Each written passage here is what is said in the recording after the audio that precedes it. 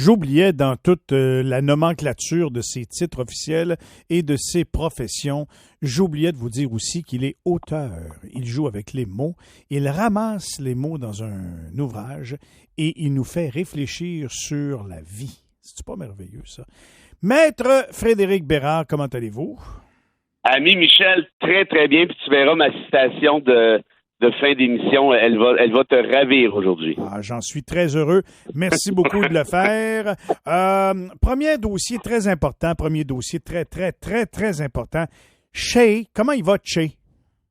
Écoute, Shea, il a fini merci de demander, t'es gentil, il a fini ses antidouleurs. Il y en a eu pour 10 jours, des antibiotiques pour un peu plus que 10 jours. Et les anti-inflammatoires aussi, ça c'est un peu moins long. Je pense peut-être que je mélange des trucs là, mais ouais, là il va, écoute, comme un sous-neuf, mais c'est sûr que là la crainte d'aller dans le bois est toujours présente, pas pour lui là, mais pour moi évidemment. Mais sinon, écoute, je pense qu'il a vraiment trouvé ça dur les 2-3 premiers jours, là, puis je le voyais dans sa face. Là, il souffrait, mais évidemment, eux, ils se plaignent pas, là, ils sont pas comme nous, ils sont pas mal plus tough. Mais là, tu vois, là, je pense qu'on a retrouvé le bon vieux Shea, celui qui vient s'asseoir à table à côté de moi, puis qui me quête une lampée de café ou une gorgée de bière ici et là. Incroyable, parle-moi de ça, content de savoir ça. Bravo. Merci. Bon, ce matin, tu vas nous philosopher ça, Elon Musk. Je lui ai écrit, là, moi. Là. J'ai répondu à quelques-uns de ses messages. Je me suis amusé. Moi, je prends plus jamais Twitter, OK? J'ai pas loin de 15 000 personnes qui me suivent sur Twitter, mais pour rien, pour vous autres, je n'alimente plus Twitter. Mais j'ai lu les messages d'Elon Musk, j'étais outré. Alors, j'ai répondu. J'aimerais ça me faire bannir, finalement, c'est ça. Écoute, ça devrait arriver à moins que tu sois changé. Moi, je pense qu'il y a vraiment l'esprit de contradiction très développé. Fait qu'il suffit que tu lui dises ça quand on y pense pour qu'il décide de ne pas te bannir. Ben non. Mais je sais pas si tu te souviens quand il a acheté Twitter, on en a parlé, toi et moi, ça doit faire quoi, un mois de ça à peu près. Puis il y en a qui étaient tout excités, disant vivement la liberté d'expression qui revient sur Twitter. Là. Bob Côté avait écrit un article là-dessus, Vive Elon Musk, là, comme si c'était... Napoléon, je disais ça va mal finir cette histoire-là. Tu te rappelles, on en avait jasé. Parce que le gars est pas seulement mégalomane, je pense qu'il est un peu timbré.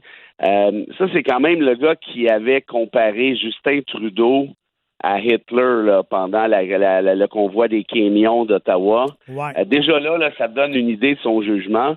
C'est un gars qui est allé dire, il y a de ça quoi, une semaine à peu près, il faut accuser et condamner le docteur Fauci aux États-Unis, celui qui a géré la pandémie essentiellement.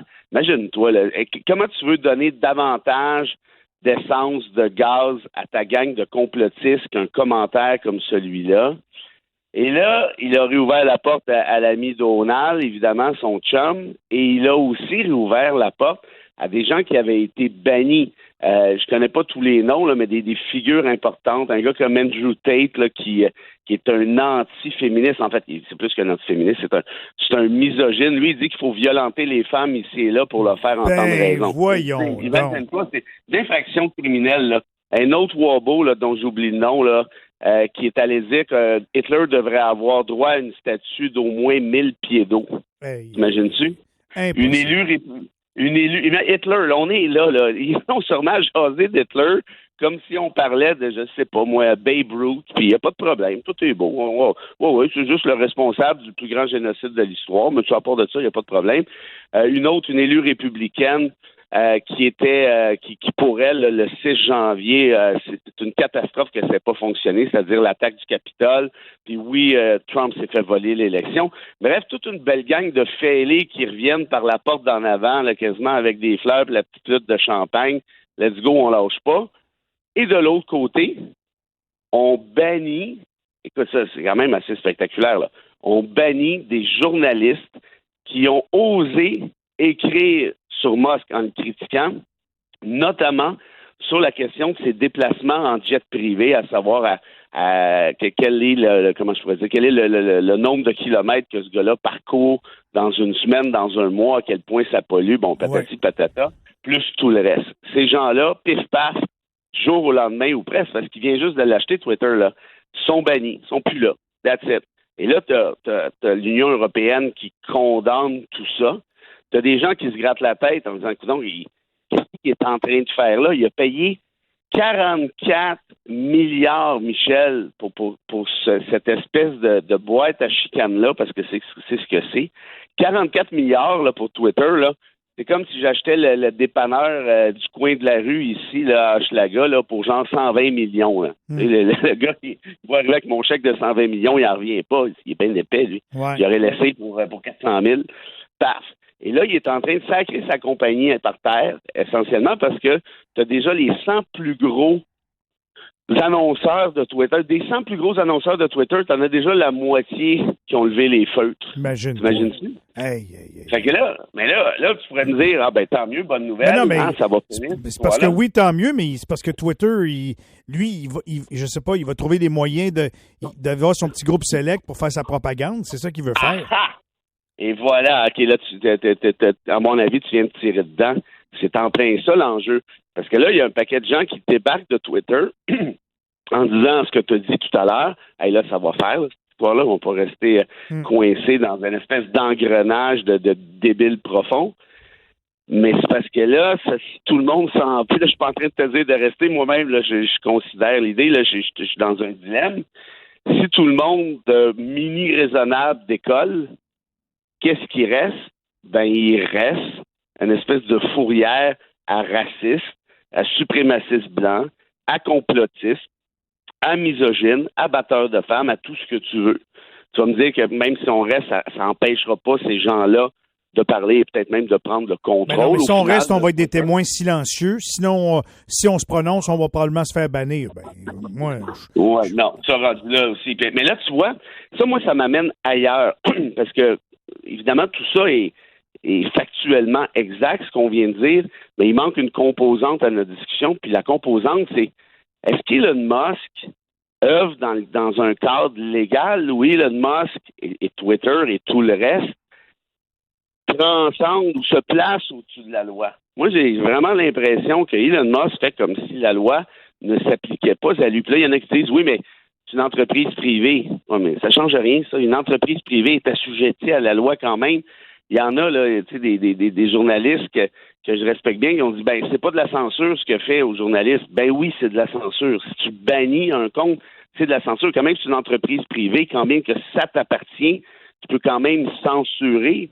Donc, en d'autres termes, est-ce que la loi s'applique à Elon Musk? Moi, j'ai franchement l'impression que ce gars-là, en fait, c'est plus une impression rendue là, c'est prouvé, que ce gars-là se dit, moi, le droit, notamment le droit américain, je m'en fiche.